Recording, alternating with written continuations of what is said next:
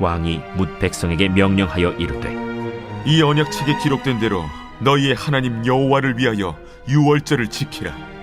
사사가 이스라엘을 다스리던 시대부터 이스라엘 여러 왕의 시대와 유다 여러 왕의 시대에 이렇게 유월절을 지킨 일이 없었더니 요시야 왕 18째 해에 예루살렘에서 여호와 앞에 이 유월절을 지켰더라. 요시야가 또 유다 땅과 예루살렘에 보이는 신접한 자와 점쟁이와 드라빔과 우상과 모든 가증한 것을 다 제거하였으니 이는 대제사장 hil기야가 여호와의 성전에서 발견한 책에 기록된 율법의 말씀을 이루려 함이라. 요시야와 같이 마음을 다하며 뜻을 다하며 힘을 다하여 모세의 모든 율법을 따라 여호와께로 돌이킨 왕은 요시야 전에도 없었고 후에도 그와 같은 자가 없었더라. 그러나 여호와께서 유다를 향하여 내리신 그 크게 타오르는 진노를 돌이키지 아니하셨으니 이는 므낫세가 여호와를 경노하게 한 그 모든 경노 때문이라. 여호와께서 이르시되 내가 이스라엘을 물리친 것 같이 유다도 내 앞에서 물리치며 내가 택한 이 성 예루살렘과 내 이름을 거기에 두리라 한 이 성전을 버리리라. Every day is Sunday. 우리의 매일을 썬데이로 세팅하라. 오늘도 하나님께서 주신 이 선셋 메시지를 통하여 우리의 순전한 예배를 올려드리기 원합니다. 우리는 남유다의 마지막 시기를 함께 살펴보고 있습니다. 이 본문의 시기에는 이미 이 북이스라엘은 기원전 722년에 아수르에 의해 멸망을 했고 이 남유다는 아직 존재하고 있었지만 이후에 기원전 586년에 바벨론 제국에 의해 멸망당하게 됩니다. 그 가운데 오늘 우리가 살펴보는 이 요시야 왕은 남유다의 16번째 왕인데요. 하나님께서 특별히 이 분열왕국 시기 39명의 왕 중에 선하다고 평가하셨던 8명의 왕 중 이제 이 요시야 왕이 그 마지막 선한 왕입니다. 그래서 요시야 왕은 이스라엘 왕들 가운데 엄청난 업적들을 이뤘어요. 본문 21절부터 23절 한번 보십시오. 왕이 뭇 백성에게 명령하여 이르되 이 언약책에 기록된 대로 너희의 하나님 여호와를 위하여 유월절을 지키라 하매 사사가 이스라엘을 다스리던 시대부터 이스라엘 여러 왕의 시대와 유다 여러 왕의 시대에 이렇게 유월절을 지킨 일이 없었더니 요시야 왕 18째 해에 예루살렘에서 여호와 앞에 이 유월절을 지켰더라. 요시야 왕이 이룬 업적은 실로 대단했습니다. 사사 시대에 접어들면서 멈췄던 이 유월절 절기가 다시 시작되게 한 것이에요. 이는 굉장히 의미 있는 일이었습니다. 왜냐하면 이 유월절이 가지는 의미가 매우 중요하기 때문입니다. 이 유월절이라는 단어는요, 이 넘어가다라는 뜻을 가진 단어인데요. 이는 이스라엘 백성들의 출애굽 사건 때부터 시작된 단어입니다. 출애굽 당시 계속해서 이스라엘 백성들을 풀어주기를 거부하던 이 바로 왕에게 하나님께서는 모세를 통하여서 10재앙을 내리십니다. 그리고 마지막 10번째로 내리신 재앙이 장자의 죽음 재앙이었는데요. 모든 집에 태어난 장자가 하룻밤 사이에 이 죽음의 사자들에 의해서 목숨을 잃게 되는 끔찍한 재앙이었습니다. 그런데 이때 하나님께서 이 재앙을 피할 길을 말씀해 주셨는데요. 바로 어린 양의 피를 이 문 임방과 좌우 문설주에 바른 집은 이 죽음의 사자가 넘어가도록 하나님께서 말씀해 주셨습니다. 그리고 그 말씀에 순종하여서 그대로 행한 이스라엘 백성들은 모두 다 그 하룻밤 사이에 죽음의 사자들이 그 집에 들어가 그 장자의 죽음을 이루지 않고 그 집을 넘어갔다고 하여서 하나님께서 이 일을 기억할 수 있도록 유월절 죽음이 넘어간 이 사건을 기억할 수 있도록 이스라엘 백성들에게 유월절을 제정해 주신 것입니다. 바로 이 죽음을 피했던 은혜를 평생 잊지 않고 기억하도록 주님이 이 유월절을 주셨던 것이죠. 그런데 이스라엘 백성들이 가나안 땅에 정착한 이후에 이 은혜를 잊기 시작합니다. 그들이 유월절을 지키지 않았어요. 다시 말하면 하나님을 기억하기를 점점 놓아버렸다는 것이죠. 이것이 이스라엘 백성들의 가장 큰 영적인 문제였습니다. 사사시대가 400년, 또 분열왕국 시대가 이제 400년의 끝을 가고 있으니 약 800년 기간 동안 이스라엘 백성들은 하나님께서 베풀어 주셨던 은혜를 잊고 있던 것입니다. 오늘 나는 어떻습니까? 하나님께서 나에게 베풀어 주셨던 이 십자가 은혜를 잊지 않고 기억하고 있습니까? 은혜를 잊지 않는 것이 중요해요. 은혜가 은혜 되는 것이 중요합니다. 그렇다면 한 가지 질문을 드리고 싶은데요.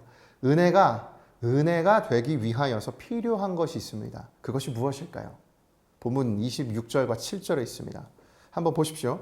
그러나 여호와께서 유다를 향하여 내리신 그 크게 타오르는 진노를 돌이키지 아니하셨으니 이는 므낫세가 여호와를 경노하게 한 그 모든 경노 때문이라. 여호와께서 이르시되 내가 이스라엘을 물리친 것 같이 유다도 내 앞에서 물리치며 내가 택한 이 성 예루살렘과 내 이름을 거기에 두리라 한 이 성전을 버리리라 하셨더라. 이 말씀 가운데 은혜가 은혜되기 위해 하나님 이루신 일을 눈 씻고 찾아볼 수가 없습니다. 그저 하나님께서는 남유다의 끝없는 영적인 추락과 타락을 보시고 마침내 심판하시기로 한 내용뿐이에요. 심지어 내가 택한 성 예루살렘과 성전을 버리시겠다는 강력한 표현을 쓰시면서까지 하나님은 이 심판을 철회하시지 않으셨습니다. 요시야가 아무리 하나님 앞에 그 믿음과 신앙을 돌이켰다 하더라도 하나님이 예정하셨던 이 심판을 철회하시지 않으셨다는 것이에요. 여러분, 이 심판과 은혜가 어떤 연관이 있는 것일까요? 심판이 왜 은혜를 은혜되게 하는 것일까요? 여러분, 놀랍게도 심판이 있어야만 은혜가 은혜될 수 있습니다. 이것이 어떤 의미인가? 로마서 3장을 살펴보겠습니다. 로마서 3장 20절을 쉬운 성경으로 읽어드리겠습니다. 그러므로 율법을 지키는 것으로 하나님 앞에서 의롭다고 인정받을 사람은 아무도 없습니다. 왜냐하면 율법은 우리가 죄인이라는 사실을 알게 해주기 때문입니다. 이 로마서 3장을 보면 하나님께서 율법을 주셨는데 그 율법의 기능을 우리에게 알려주죠. 바로 율법은 우리가 죄인임을 깨닫게 하는 도구라는 것이에요. 하나님께서는 율법을 우리에게 주셨는데 이 율법을 지키는 것을 통해 우리를 구원하시려고 계획하신 것이 아닙니다.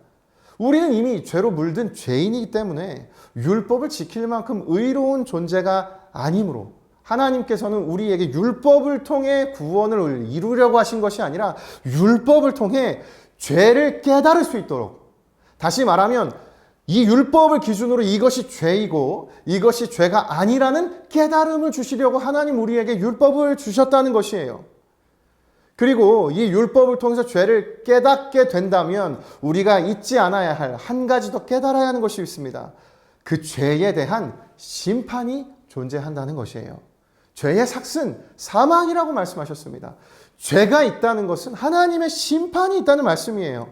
따라서 죄에 대한 대가, 이 죄값을 우리는 반드시 치러야 하는 상태라는 것이죠. 따라서 율법은 우리에게 죄가 있음을 깨닫게 하고 그 죄에 대한 심판이 있음을 우리에게 알려주고 있습니다.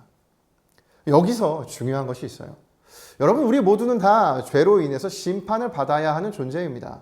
그런데 심판을 받지 않도록 자비를 베풀어 주는 경우가 있어요. 여러분, 이것이 무엇일까요? 바로 이것이 은혜입니다. 따라서 은혜를 경험하기 위해서 필요한 것이 있어요. 심판이 있음을 기억하는 것입니다. 심판이 필요해요. 하나님의 심판이 우리에게 주어졌을 때 하나님의 역사가 거기까지에 그친다면 여러분, 심판은 우리에게 재앙입니다. 그러나 하나님의 뜻은 심판에 머무르는 것이 아닙니다. 하나님의 뜻은 그 이후에 더 깊은 차원의 준비된 계획이 있습니다. 그것이 뒤이어서 로마서 3장 23절과 24절에 있습니다. 모든 사람이 죄를 지어 하나님의 영광에 이를 수 없게 되었습니다. 그런 사람이 그리스도 예수께서 주시는 속죄를 통해 하나님의 은혜로 의롭다는 판단을 받습니다. 그것은 하나님께서 거저 주시는 선물입니다. 아멘. 모든 사람이 죄를 지어 죽음에 이르렀고 심판을 받을 수밖에 없는 상태였지만 그런 사람이 예수님을 통해 하나님께서 속죄를 이루어 주심으로 말미암아 하나님의 은혜로 의롭다는 판단을 받게 되는 것입니다. 여러분, 이것이 하나님 우리에게 계획하신 하나님의 뜻인 줄로 믿습니다. 주님의 은혜가 존재하고 있는 것입니다. 이것이 성경이 우리에게 들려주는 은혜인 것이에요. 사랑하는 여러분, 여기서 우리는 오늘 하나님께서 우리에게 들려주시는 메시지를 발견할 수 있습니다. 은혜를 은혜로 여기기 위해서는 하나님의 공의와 사랑, 이 모두 다 필요하다는 것입니다. 우리는 하나님의 사랑이 모든 은혜라고 여기는 그와 같은 생각을 하는 때가 있죠. 그러나 그것이 하나님의 은혜를 만들어내는 모든 조건이 아니에요. 하나님의 사랑만 존재한다면, 모든 것을 받아주시는 하나님의 무한한 사랑만 있다면 우리는 은혜를 모르는 존재가 될 것입니다. 왜냐하면 모든 것이 당연하기 때문이죠. 그러나 하나님의 심판이 존재한다는 것을 잊지 않고 하나님 앞에 두려움 가운데 떨며 살아갈 때, 그때 하나님이 베풀어 주신 십자가 은혜를 경험한다면 그 십자가 사건이 진정으로 우리에게 은혜가 되는 줄로 믿습니다. 그래서 오늘 우리에게는 하나님의 사랑과 공의가 모두 다 필요한 것입니다. 그래야만 은혜가 은혜되는 것입니다. 이 하나님의 공의와 사랑이 공존한 순간이 있습니다. 여러분, 그 순간이 언제인지 아십니까? 바로 십자가 사건의 순간입니다. 하나님께서 너무나 사랑하셨던 그 유일한 독생자 예수 그리스도를 하나님께서 우리의 모든 죄를 짊어지게 하심으로 말미암아 그 십자가 위에서 그 목숨을 끊기를 하나님이 명하시고 그 죽음을 허락하시는 결정, 그것은 하나님의 공의가 아니고서야 이루어질 수 없습니다. 십자가는 하나님의 공의의 절정입니다. 우리 모든 죄에 대한 심판의 순간이기 때문이죠. 그러나 아이러니하게도 동시에 십자가 사건은 우리에게 또한 무한한 은혜입니다. 그 자리에서 내가 죽어야 마땅했는데 하나님은 나를 못 박으신 것이 아니라 나를 대신해서 예수 그리스도를 십자가에서 못 박으셨습니다. 여러분, 그 자리가 하나님의 무한한 사랑의 절정을 또한 우리에게 들려주는 것입니다. 따라서 사랑하는 여러분, 이 십자가 사건이 그래서 우리에게 유일한 소망이 되는 것입니다. 하나님의 공의의 절정과 동시에 하나님의 은혜의 절정, 이 모든 하나님의 공의와 사랑이 공존한 유일무이한 사건이 십자가 사건이기 때문입니다. 오늘 우리에게 이 십자가 사건이 나를 향한 하나님의 생생한 역사로 연결되기를 원합니다.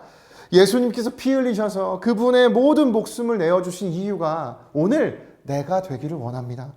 그 십자가 사건의 현장이 생생하게 살아있어서 나를 위한 그 살아있는 현장이 되기를 원합니다. 그렇다면 오늘 내가 받아야 할 그 죄의 심판이 다 예수 그리스도를 통하여 대속되고 오직 하나님의 십자가 은혜만이 우리에게 주어지는 줄로 믿습니다. 이 은혜가 오늘 내게 은혜로 남겨지기 위해 사랑하는 여러분, 오늘 우리가 내게 눈앞에 펼쳐져 있었던 내가 받아야 마땅했던 그 하나님의 심판이 잊혀지지 않는 우리가 되길 원합니다. 오늘 요시야 왕의 너무나 훌륭한 신앙이었음에도 하나님은 이스라엘에게 심판을 허락하셨습니다. 그러나 그 심판은 끝이 아니라 다시 이스라엘을 회복시키기 위한 하나님의 과정에 불과했습니다. 여러분이 하나님의 마음이 우리를 향한 하나님의 마음인 줄로 믿습니다. 그래서 오늘 설교를 준비하면서 이 말씀이 떠올랐습니다. 예레미야 29장 11절 말씀이요. 우리 같이 한번 한 목소리로 읽겠습니다. 시작. 여호와의 말씀이니라. 너희를 향한 나의 생각을 내가 아나니 평안이요 재앙이 아니니라. 너희에게 미래와 희망을 주는 것이니라. 아멘. 하나님의 공의가 있을 때 하나님의 사랑이 빛나는 줄로 믿습니다. 은혜가 은혜 되도록 오늘 우리의 삶에 그 하나님의 공의와 사랑 모두 다 선명하게 빛나고 있는 이 십자가 사건이 오늘 나를 향한 사건으로 남겨지는 이 하나님의 역사가 저와 모든 포도의 성도님들께 하나님 베풀어 주시기를 예수님의 이름으로 축복합니다. 우리 함께 기도하시겠습니다. 살아 역사하신 하나님 아버지, 요시야 왕의 그 하나님 앞에 유월절을 지킨 하나님 그 놀랍고 위대한 업적이 있었음에도 불구하고 하나님 이스라엘에게 심판을 허락하신 이유가 있다면 그 하나님의 공의를 통하여서 하나님의 은혜가 은혜 되도록 하기 위함이었음을 믿습니다. 하나님, 우리의 인생이 심판에서 그치지 아니하고 하나님 십자가 사건을 통하여서 영원한 생명의 은혜로 하나님 그렇게 마칠 수 있도록 하시니 진심으로 감사를 드립니다. 하나님, 은혜가 은혜 될 수 있도록 우리가 얻으니 은혜가 마땅한 것이 아니라 하나님의 심판이 있음을 기억하며 언제나 하나님의 공의 앞에 두렵고 떨리는 마음으로 나아갈 때 하나님, 우리를 언제나 무한한 사랑으로 품어주시며 그 십자가 은혜로 우리를 그 하나님 나라 닿을 때까지 인도하여 주실 줄로 믿습니다. 그 은혜에 힘입어서 하나님의 공의와 사랑이 함께했던 그 십자가 사건을 잊지 않고 평생 하나님 앞에 감격과 감사로 살아가는 우리 모두의 인생 되게 하여 주시옵소서. 감사드리며 예수 그리스도의 이름으로 기도드립니다. 아멘.